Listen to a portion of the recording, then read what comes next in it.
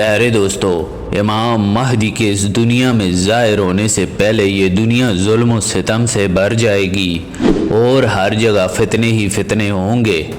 رسول خدا صلی اللہ علیہ وآلہ وسلم نے فرمایا کہ میرے بیٹے مہدی کے ظہور کے بعد یہ زمین سرسبز ہو جائے گی، جس سے یہ پتہ چلتا ہے کہ امام مہدی کے ظہور سے پہلے زمین بنجر اور خوراک کی کمی ہوگی۔ امام علی علیہ السلام نے فرمایا مہدی کے ظہور سے پہلے ایک فتنہ برپا ہوگا جس میں لوگ ایسے تپائے جائیں گے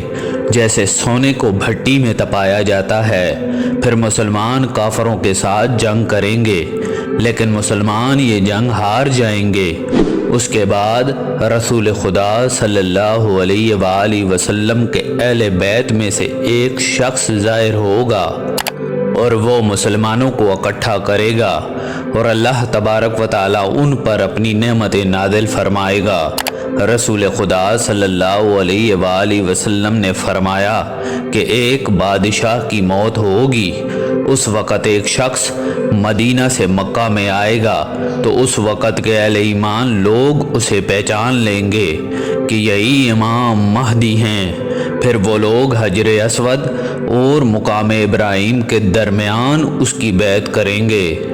اس کے بعد شام کے لوگ بھی آ کر آپ کے ہاتھ پر بیعت کریں گے،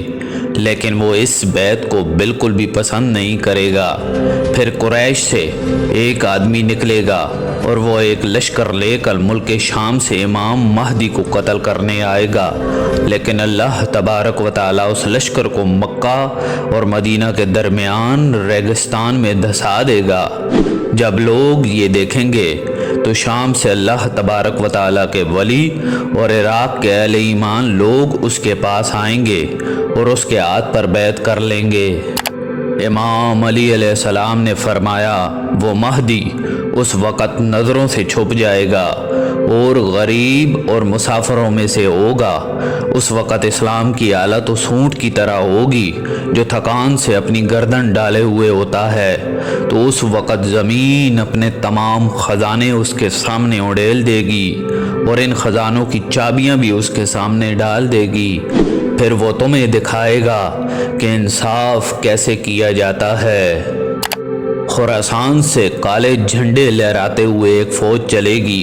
جو امام مہدی کی مدد و نصرت کے لیے آئے گی اور آپ کے لشکر میں آ کر ضم ہو جائے گی۔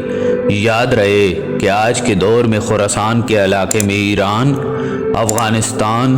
تاجکستان، ترکمانستان، ازبکستان اور پاکستان، ان سارے ملکوں کا کچھ حصہ شامل ہے۔ اور جب خراسان سے یہ فوج امام مہدی کے لشکر کے ساتھ جا ملے گی، پھر مسلمان پوری دنیا کو فتح کریں گے اور پوری دنیا پر مسلمانوں کی حکومت ہوگی۔ رسول خدا صلی اللہ علیہ وآلہ وسلم نے فرمایا کہ اس وقت مسلمانوں اور کفار کے درمیان ایک جنگ ہوگی،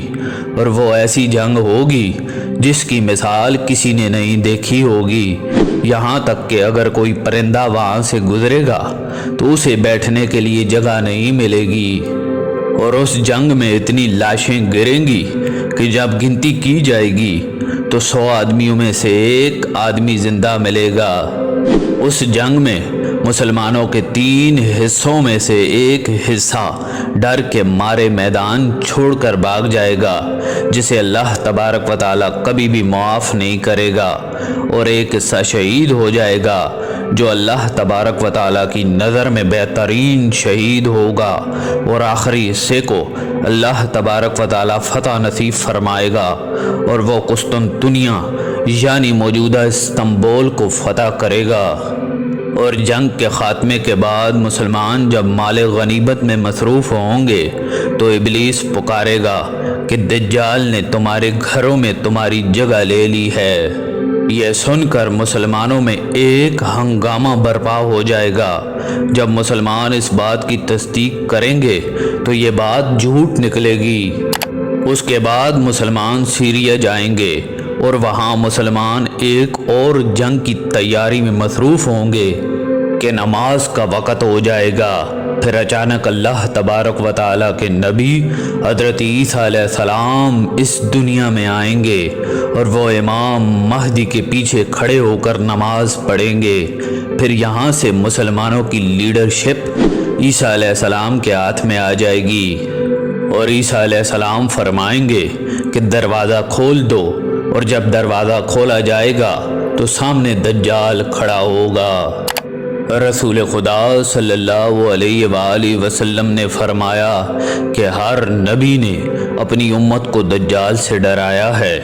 اس دجال کی ایک آنکھ کانی ہوگی اور اس کے بال گنگریالے ہوں گے اور اس کے ماتھے پر کاف فا را یعنی کافر لکھا ہوگا، جو ہر پڑھا لکھا اور ان پڑھ بآسانی پڑھ سکے گا، اور اس کے ایک ہاتھ میں دوزخ اور دوسرے ہاتھ میں جنت ہوگی۔ دراصل اس کی جنت حقیقت میں دوزخ ہوگی اور اس کی دوزخ حقیقت میں جنت ہوگی۔ دجال اس دنیا میں پیدا نہیں ہوگا بلکہ وہ اس دنیا میں پہلے سے ہی موجود ہے۔ ایک دن رسول خدا صلی اللہ علیہ وآلہ وسلم نے صحابہ کو ایک واقعہ سنانے کے لیے جمع کیا اور حضرت تمیم داری رضی اللہ تعالیٰ عنہ بھی وہاں پہلے سے موجود تھے، تو انہوں نے رسول خدا صلی اللہ علیہ وآلہ وسلم کو بتایا کہ ایک دن وہ اپنے جہاز پر سفر کر رہے تھے کہ راستہ بھٹک جانے کی وجہ سے ان کا جہاز ایک سنسان جزیرے پر جا پہنچا، تو انہوں نے اس جزیرے پر زنجیروں میں جکڑا ہوا ایک انسان دیکھا۔ لہذا اس انسان نے ان لوگوں سے کچھ سوالات پوچھے کہ بیسان کے کھجور کے درخت پھل دیتے ہیں یا نہیں، تو حضرت تمیم داری اور ان کے ساتھیوں نے جواب دیا کہ ہاں دیتے ہیں۔ پھر وہ انسان پوچھنے لگا کہ کیا بحر تبریہ میں پانی موجود ہے یا سوکھ گیا، جس پر حضرت تمیم داری اور ان کے ساتھیوں نے جواب دیا کہ بحر تبریہ میں ابھی پانی موجود ہے۔ پھر وہ شخص پوچھنے لگا کہ مجھے محمد صلی اللہ علیہ وآلہ وسلم کے بارے میں کچھ بتاؤ، تو حضرت تمیم داری اور ان کے ساتھیوں نے جواب دیا کہ انہوں نے مکہ سے مدینہ کی طرف ہجرت کر لی ہے اور بہت سارے لوگ ان پر ایمان لے آئے ہیں۔ یہ سنتے ہی وہ انسان غصے سے بھڑک اٹھا۔ اس کے بعد اس نے ان لوگوں کو اپنا نام بتایا کہ میں دجال ہوں اور ان قریب میں پوری دنیا گھوموں گا، لیکن مکہ اور مدینہ میں مجھے جانے نہیں دیا جائے گا۔ اس کے بعد رسول خدا صلی اللہ علیہ وآلہ وسلم نے مشرق کی طرف اشارہ کرتے ہوئے فرمایا کہ دجال مشرق سے نکلے گا۔ ایک اور حدیث میں رسول خدا صلی اللہ علیہ وآلہ وسلم نے فرمایا کہ دجال خراسان سے نکلے گا اور اس کے ساتھ وہ لوگ ہوں گے کہ جن کے چہرے چپٹی ڈھالوں کی طرح ہوں گے۔ خراسان وہی علاقہ ہے جہاں سے امام مہدی کی فوجیں نکلیں گی اور یہیں سے دجال بھی نکلے گا۔ دجال کے بارے میں رسول خدا صلی اللہ علیہ وآلہ وسلم نے آج سے 1400 سال پہلے ہی اپنی امت کو باخبر کر دیا تھا، کیونکہ دجال اس دنیا کا سب سے بڑا فتنہ ہے جو انسان کو مار کر دوبارہ زندہ کرے گا، اور وہ اندھے اور اپائجوں کو ٹھیک کر دے گا، اور موسم پر اس کا پورا کنٹرول ہوگا۔ وہ جہاں چاہے گا بارش برسائے گا۔ یہاں پر سوال یہ پیدا ہوتا ہے